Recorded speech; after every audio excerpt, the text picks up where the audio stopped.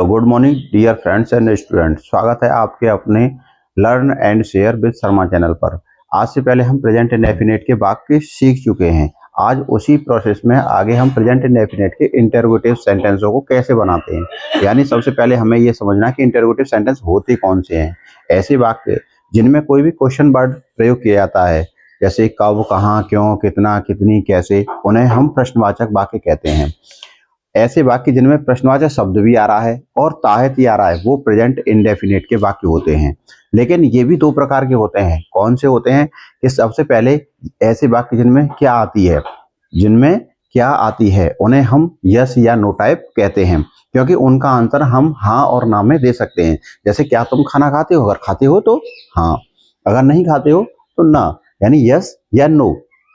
क्या तुम आगरा जाते हो? अगर जाते हो तो आपको कहना है यस, अगर नहीं जाते हो तो आपको कहना है कि नो। तो इस तरीके से इनके आंसरों को हम यस या नो में दे सकते हैं, इसलिए इन्हें हम कहते हैं यस या नो टाइप। और दूसरे होते हैं WH टाइप, यानी ऐसे वाक्य जिनके हम आंसर यस या नो में नहीं दे सकते हैं, उन्हें WH टाइप कहते हैं। आइए इस वीडियो में मैं आपको क्या वाले सेंटेंसों को बनाना सिखाऊंगा। बहुत से स्टूडेंट क्या करते हैं कि क्या के स्पेलिंग WHT लगा देते हैं, लेकिन आपको WHT यूज नहीं करनी है। तो फिर क्या की स्पेलिंग लगाएं क्या और कब कौन सी स्पेलिंग यूज करें, आइए समझते हैं। सबसे पहले इसके रूल्स देखते हैं। हमें याद रखना है कि यदि वाक्य में सबसे पहले क्या आ रहा है तो हमें क्या की स्पेलिंग WHT यानी व्हाट का प्रयोग नहीं करना है। उसके स्थान पर हमें क्या यूज करना है? डू, डज या डू का प्रयोग करते हैं। अर्थात हमें डज या डू सबसे पहले लगा देनी है। हमें क्या की स्पेलिंग क्या यूज करनी है? डज या डू, यानी हेल्पिंग वर्ब का यूज करते हैं। कभी भी जब क्या आती है सबसे पहले तो हमें क्या की स्पेलिंग जो है क्या नहीं लगानी है? WHAT का प्रयोग नहीं करना है। आइए समझते हैं कैसे। जैसे अगर कर्ता एक वचन करता है, यानी सिंगुलर दे रखा है, सब्जेक्ट दे रखा है हमारा सिंगुलर दे रखा है, तो हम क्या लगाएंगे?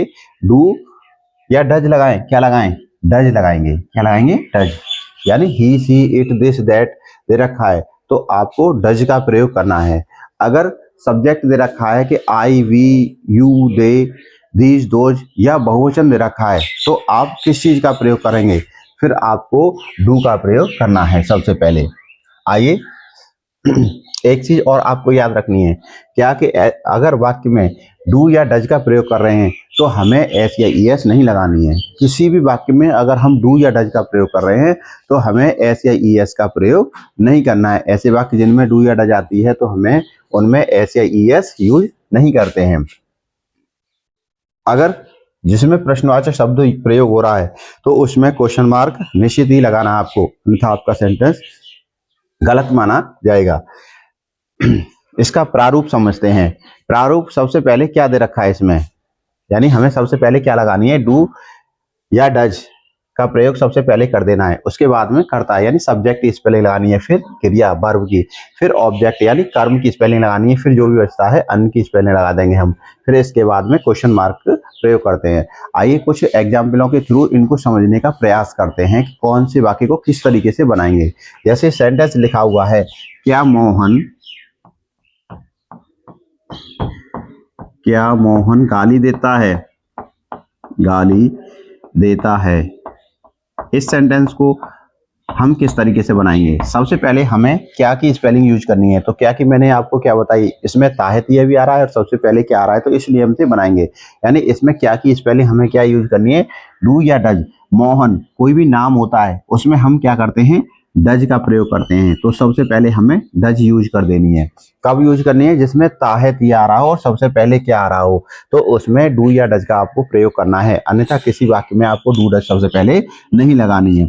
इसके बाद में सब्जेक्ट का अर्थ होता है कि काम कौन कर रहा है, यानी गाली कौन दे रहा है? मोहन। तो हमें मोहन की स्पेलिंग यूज करनी है। मोहन का जो पहला अक्षर होता है उसे कैपिटल लिखते हैं। किसी का भी नाम जो दे रखा होता है उसे हमें पहला अक्षर कैपिटल लिखा जाता है, यानी प्रॉपर नाउन होता है इसलिए। फिर इसके बाद में वर्ब यानी क्रिया क्या है इसमें? गाली देना।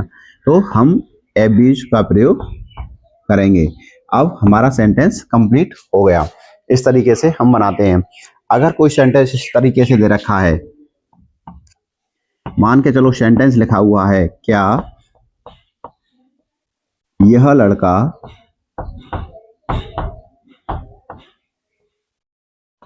अपने गांव जाता है, अपने गांव जाता है। अब देखिए ये सेंटेंस आपको काफी लंबा लग रहा होगा, लेकिन अगर इसे नियम के अकॉर्डिंग बनाएं तो हम बहुत ही सरल तरीके से बना सकते हैं। सबसे पहले हमें यूज करना है कि क्या की स्पेलिंग हमें क्या लगानी है। ता है, ती आ रहा है तो डू या डज में से यूज कर दो। सब्जेक्ट देखेंगे, सब्जेक्ट क्या है, यह लड़का, यानी एक लड़के के बारे में बात कर रहे हैं हम कि यह लड़का, तो एक वचन है, तो एक वचन है तो हमें क्या यूज करना है, डज का प्रयोग सबसे पहले कर देना है। सबसे पहले हम डज यूज करेंगे, इसके बाद में हमें सब्जेक्ट लगाना है। सब्जेक्ट क्या होता है, यानी काम कौन कर रहा है, गाँव कौन जा रहा है, यह लड़का। यह की स्पेलिंग क्या होती है, दिस। आप दिस के बाद में बॉयज की स्पेलिंग, बॉय की स्पेलिंग लगाएंगे, क्योंकि दिस और दैट के बाद में अगर कोई नाउन आता है तो उसकी स्पेलिंग हमें निश्चित ही यूज करनी है। इसके बाद में दिस बॉय यानी सब्जेक्ट की स्पेलिंग लगाएंगे। फिर इसके बाद हमें क्या यूज करना है, वर्ब यानी क्रिया। क्रिया क्या दे रखी है हमारे, कौन सा काम कर रहा है, वो जाने का, जाने की स्पेलिंग क्या होती है, गो। फिर इसके बाद क्या यूज करना है, यानी जो भी बचा है हमारा ऑब्जेक्ट, कहाँ जाता है, अपने काम। तो किसी लड़के के बारे में बात हो रही है, यानी किसी लड़के के बारे में बात हो रही है, तो लड़का के साथ में मैंने आपको पहली वीडियो में बता चुका हूँ कि लड़के के साथ क्या लगाते हैं, हिज लगाते हैं। हिज का प्रयोग करना है अपने की स्पेलिंग, वो to his village, to his village. इस तरीके से हम इस सेंटेंस को बनाएंगे। अगर आपने पहली वीडियो नहीं देखी है तो सबसे पहले आप उन वीडियो को देख लें जिसमें अपने की अंग्रेजी आप सीख चुके हैं। इस चैनल पे आप नए आए हैं तो चैनल को सब्सक्राइब अवश्य करें। आइए कुछ और सेंटेंसों के थ्रू इनको समझने का प्रयास करते हैं हम। जैसे सेंटेंस दे रखा है, क्या मैं हिंदी पढ़ाता हूँ, हिंदी पढ़ाता हूँ। इस सेंटेंस को हम किस तरीके से बनाएंगे, सबसे पहले क्या दे रखा है, तो क्या की अंग्रेजी हमें क्या यूज करनी है, डू या डज का प्रयोग सबसे पहले करना है। अर्थात डू या डज, आई के साथ में मैंने आपको क्या बताया है कि डू का प्रयोग करते हैं, तो सबसे पहले हमें डू यूज करनी है। सबसे पहले हम डू लगाएंगे, इसके बाद में सब्जेक्ट यानी करता क्या दे रखा है, मैं, तो आई लगाएंगे। फिर क्रिया, क्रिया क्या है, पढ़ना, पढ़ना की स्पेलिंग क्या है, रीड। फिर इसके बाद में हिंदी। अगर किसी भी का भी नाम दे रखा होता है, जैसे कोई भी सब्जेक्ट है, किसी खेल का नाम है, तो उससे पहले जो पहला अक्षर होता है उसका आप कैपिटल लिखेंगे। चाहे जैसे क्रिकेट दे रखा हो, चाहे हॉकी दे रखा हो, चाहे हिंदी दे रखा हो, चाहे इंग्लिश दे रखा हो, तो उसमें आपको पहला अक्षर कैपिटल यूज करना है और इससे पहले आपको दा का प्रयोग नहीं करना है। आइए कुछ एग्जाम्पल और समझते हैं। जैसे सेंटेंस दे रखा है कि क्या मेरा भाई किताबें बेचता है, किताबें बेचता है। इसे हम किस तरीके से बनाएंगे, सबसे पहले हमें क्या की स्पेलिंग यूज करनी है, तो क्या की स्पेलिंग हम डू या डज प्रयोग करते हैं। यानी सब्जेक्ट देखेंगे, सब्जेक्ट क्या है, सिंगुलर है या प्लूरल है। कौन किताब बेचता है, मेरा भाई, तो एक भाई के बारे में बात हो रही है, इसलिए हमें क्या यूज करना है, डज का प्रयोग सबसे पहले कर देना है। इसके बाद में हमें सब्जेक्ट, सब्जेक्ट याद रखा है मेरा भाई, तो माई ब्रदर। इसके बाद हमें वर्ब यूज करनी होती है, यानी काम कौन सा हो रहा है, काम कौन सा हो रहा है, बेचने का, तो बेचने की स्पेलिंग क्या होती है, सेल। क्या बेच रहा है, किताबें, द बुक्स। अब आपको याद रखना है कि देखो मैंने यहाँ पर एस का प्रयोग किया है। कुछ स्टूडेंट क्या करते हैं कि मैंने बताया कि डू या डज सेंटेंस में आ रहा है तो आप एस नहीं लगाएंगे। तो यहाँ याद रखना है कि हम वर्ब की बात नहीं कर रहे हैं, यहाँ पर अगर किताबें दे रखा है तो आप एस लगाएंगे। और इसमें जो हम बता रहे हैं कि एस या यस यूज नहीं करनी है, किस में नहीं यूज करनी है, यानी वर्ब में यूज नहीं करनी है। जैसे सेल जो दे रखी है उसमें आपको एस या यस का प्रयोग नहीं करना है, लेकिन अगर ऑब्जेक्ट में बहुवचन दे रखा है तो आपको एस या यस यूज करना है, ये याद रखें। यानी हम एस या यस लगा सकते हैं। आइए कुछ एग्जाम्पलों के थ्रू और समझते हैं वाक्यों को किस तरीके से बनाते हैं। जैसे सेंटेंस दे रखा है, क्या शेर तेज दौड़ता है, क्या शेर तेज दौड़ता है। इस सेंटेंस को हम किस तरीके से बनाएंगे, सबसे पहले हमें ये ध्यान रखना है कि इसमें सब्जेक्ट क्या है, यानी शेर, लॉयन, एक लॉयन के बारे में बात हो रही है तो हमें डू या डज का प्रयोग सबसे पहले करना है। तो हम क्या लगाएंगे, डज का प्रयोग करेंगे, क्योंकि एक के बारे में बात हो रही है शेर की, तो सिंगुलर के लिए हमें डज का प्रयोग करना है। इसके बाद में हमें सब्जेक्ट लगाना है, यानी काम कौन कर रहा है, शेर कर रहा है।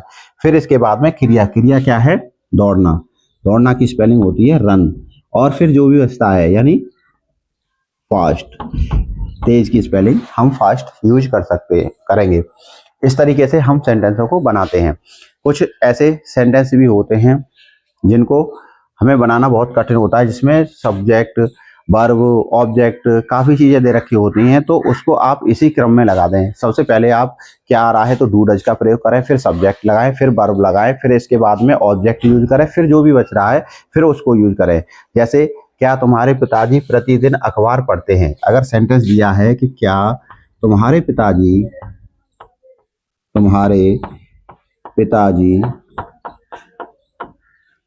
प्रतिदिन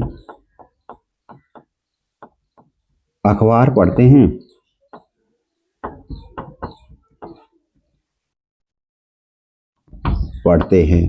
अब इस सेंटेंस को देखकर आपको बहुत ही लंबा सा महसूस हो रहा होगा कि किस की स्पेलिंग हम कैसे यूज करें और किस तरीके से इसको ट्रांसलेट करें। तो आपको घबराना नहीं है, आपको केवल समझना है, कॉन्सेप्ट समझना है कि हमें किसकी चीज़ की स्पेलिंग पहले यूज करनी है।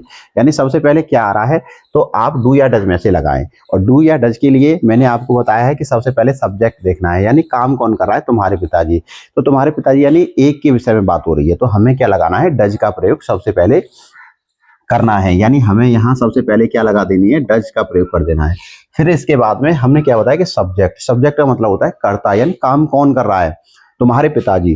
तो उसके बाद में सब्जेक्ट की स्पेलिंग लगाएंगे, यानी योर फादर प्रयोग करेंगे। इसके बाद में हमें क्या यूज करना है, वर्ब, यानी क्रिया। क्रिया का मतलब पिताजी क्या कौन सा काम कर रहे हैं, कौन सा काम कर रहे हैं, पढ़ने का काम कर रहे हैं, तो हम क्या लगा देंगे, रीड। ध्यान से देखिए, सेंटेंस आपको बहुत इजी हो जाएगा, बनाना बहुत इजी है, सरल है, लेकिन आपको उसमें क्रम से किसी सेंटेंस को यूज करना है बनाते समय। अब क्रिया हुई हमारी पढ़ना। अब देखिए, हम जो पढ़ने के बाद यूज करेंगे वो क्या करेंगे, यानी पढ़ रहे हैं तो क्या पढ़ रहे हैं, अखबार। अखबार को क्या कहते हैं, न्यूज पेपर, न्यूज पेपर। फिर इसके बाद में देखिए क्या बचा, केवल प्रतिदिन बची। इसकी स्पेलिंग हम क्या यूज कर सकते हैं, डेली, डेली, या फिर आप लगा सकते हैं एवरीडे। इस तरीके से हम सेंटेंस को बहुत ही इजी तरीके से बना सकते हैं।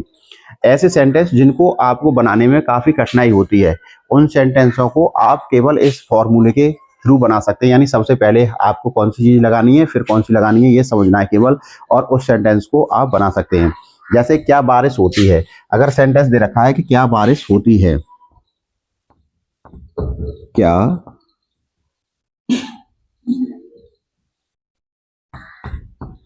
बारिश होती है। अब कुछ स्टूडेंट इस सेंटेंस को बनाते समय बारिश को सबसे सब्जेक्ट मान लेते हैं, लेकिन इसमें बारिश जो है सब्जेक्ट नहीं है। किसी भी मौसम के बारे में, समय के बारे में बात की जाती है तो उसमें इट का प्रयोग किया जाता है। अगर आपने मेरी इट की प्रयोग की वीडियो नहीं देखी है तो उस वीडियो को अवश्य देखें, जिससे आपको इट के प्रयोग समझ में आ जाएंगे। यानी इसमें मौसम की बात हो रही है तो हम सबसे पहले क्या लगाएंगे, इट का प्रयोग कर देंगे। इट के प्रयोग से पहले हमें क्या लगाना है, क्या आ रहा है तो डू या डज का प्रयोग करेंगे। यानी इट के साथ में हम क्या यूज करते हैं, डज। तो डज इट। अब लगाएंगे वर्ब, यानी जो बारिश है उसकी स्पेलिंग लगा देंगे और हमारा सेंटेंस कंप्लीट हो जाएगा। इस तरीके से हम ऐसे सेंटेंसों को बना सकते हैं। अगर वीडियो आपको अच्छी लगी हो तो वीडियो को लाइक करें और अपने दोस्तों तक इसे अवश्य पहुंचाएं, जिससे कि आप और अपने सहपाठियों को भी सिखा सकें। और चैनल पर आप नए आए हैं तो चैनल को सब्सक्राइब करें। मिलते हैं नेक्स्ट वीडियो में, जिसमें मैं आपको प्रेजेंट इंडेफिनिट के WH टाइप के सेंटेंस किस तरीके से बनाते हैं उनको सिखाऊंगा। Thank you.